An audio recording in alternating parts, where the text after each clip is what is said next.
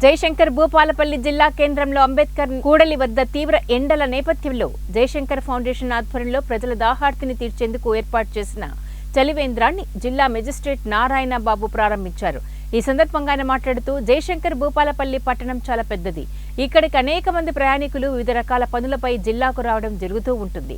వారికి మంచినీటిని కొనుక్కొని తాగడానికి చాలా ఇబ్బందికరంగా ఉంటుందని ప్రొఫెసర్ జయశంకర్ ఫౌండేషన్ ఆధ్వర్యంలో ఏర్పాటు చేసిన చలివేంద్రం ద్వారా వారి దాహం తీర్చుకోవడానికి వీలుంటుందని అన్నారు. అంతేకాకుండా ఎండల తీవ్రత బాగా ఉండటం వల్ల ప్రజలు ఎవ్వరు కూడా అనవసరంగా బయటికి రాకూడదని, అవసరం ఉంటేనే తప్ప బయటికి రావాలని అన్నారు. అధిక ఉష్ణోగ్రతతో వేడి బాగుండడం వల్ల ప్రజలు చాలా ఇబ్బందులు ఎదుర్కొనే పరిస్థితి ఉంది. కాబట్టి అత్యవసరమైన పనులు ఉంటేనే బయటికి రావాలని తెలిపారు.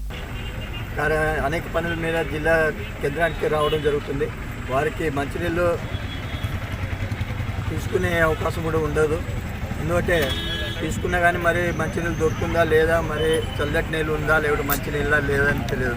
లేకపోతే దాదాపు 20-30 రూపాయలు పెట్టి ఒక లీటర్ మంచినీళ్ళు కొనాల్సి వస్తుంది.